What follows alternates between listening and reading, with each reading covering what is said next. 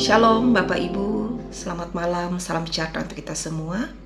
Damai di hati, damai di bumi, puji Tuhan. Kembali pada saat ini kita boleh berjumpa dalam renungan malam bersama dengan Majelis Resort GKI Sampit.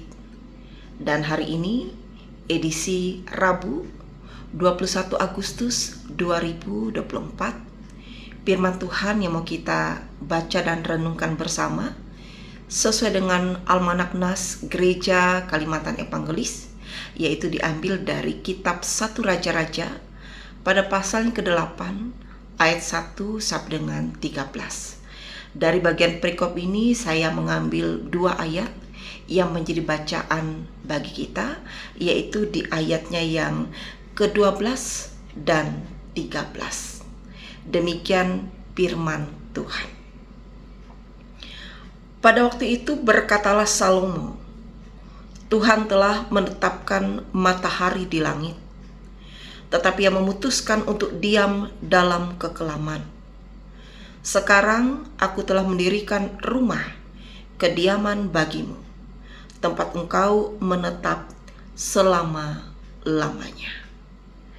Bapak Ibu yang diberkati, bila perikop dari 1 Raja-Raja pada pasal 8 ayat 1 sampai dengan 13 ini mengatakan tabut perjanjian dipindahkan dan kemuliaan Tuhan memenuhi bait suci, maka pada perenungan untuk kita saat ini saya mengangkat sebuah tema, yaitu tubuh kita adalah bait Allah.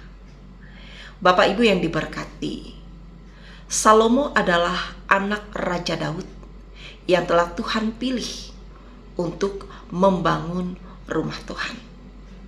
Hal itu telah disampaikan oleh Tuhan sejak awal kepada Raja Daud ketika Raja Daud ingin membangun rumah Tuhan.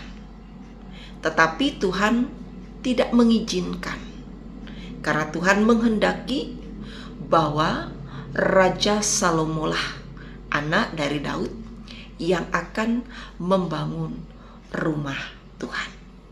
Sehingga dapat kita pahami betul bahwa kesanggupan dari Salomo dalam membangun rumah Tuhan dengan segala kemegahannya sama sekali bukan berdasarkan kehebatan dan kemampuan dari Salomo, namun karena Tuhan sajalah yang berkenan untuk memilih Salomo melakukan pekerjaan pembangunan rumah Tuhan itu hingga selesai.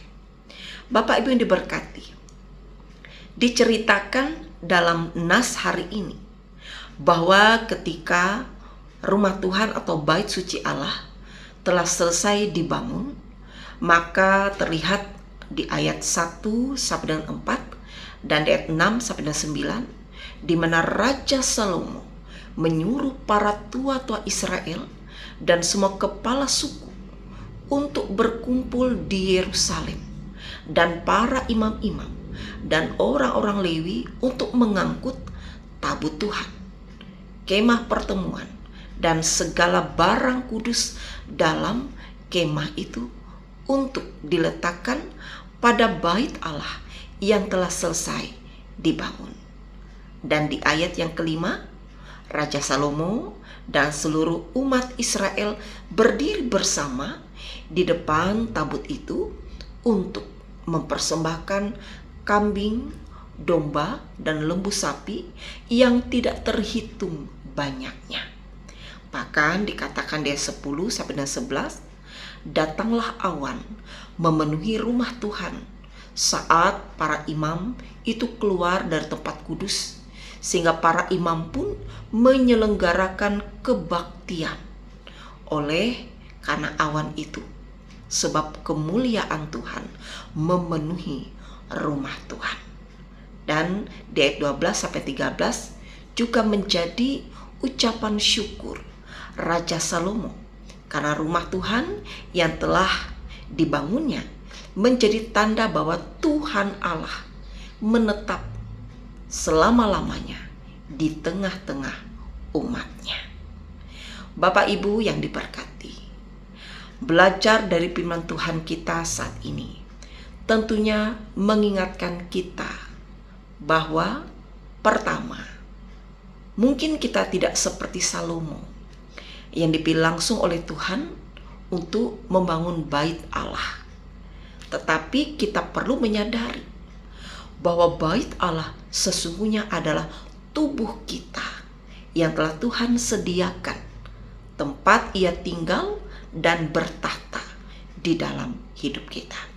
Karena itu Bapak Ibu, bagian kita adalah jaga dan rawatlah tubuh kita dengan baik sebagai bait Allah, tempat Tuhan Allah berkarya. Jangan sampai kita merusak tubuh kita dengan dosa, dengan perbuatan-perbuatan yang tidak baik, tetapi jadikan tubuh dan hidup kita tempat Allah berkarya, sehingga dunia bahkan orang lain dapat melihat kebaikan Allah di dalam diri kita. Yang kedua yang dapat kita renungkan dari firman Tuhan ini, mari Bapak Ibu, bangunlah terus hubungan yang intim, yang dekat dengan Tuhan Allah dalam setiap doa dan persekutuan kita, sehingga kebaikan dan kasih Allah saja yang akan selalu menyertai kita untuk menjadikan kita sebagai alat di tangan Tuhan dalam menyuarakan shalom Allah di mana saja kita berada.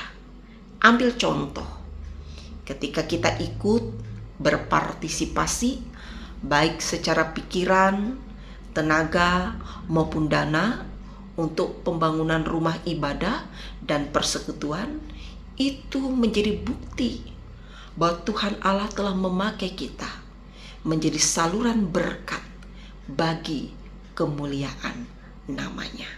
Sekali lagi Bapak Ibu, dari perenungan kita pada saat ini, mari jadikan hidup kita bahkan tubuh kita sebagai bait Allah, tempat Allah bersemayam, tempat Allah berkarya, sehingga Allah memakai kita menjadi berkat untuk kemuliaan namanya.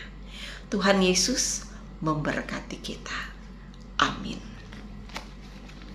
Mari kita berdoa. Terima kasih Tuhan, terpujilah nama-Mu. Engkau begitu baik dalam hidup kami. Kami adalah alat di tangan-Mu Tuhan, sebab Engkau telah menyelamatkan kami. Karena itu sebagai alat yang Tuhan pakai, biarlah kami boleh menjadikan tubuh kami sebagai bait Allah, tempat Tuhan bersemayam, tempat Tuhan berkarya. Melalui tutur kata perbuatan hidup kami boleh menjadi berkat bagi orang-orang di sekitar kami. Kami boleh menjadi alat di tangan Tuhan untuk menyuarakan kebaikan dan kebenaran. Tuntun kami Tuhan, tetap setia, tetap memberi hidup kami, hati kami taat pada kehendak-Mu, sebab Engkaulah yang menjadi sumber kekuatan, bahkan keselamatan bagi kami. Amin.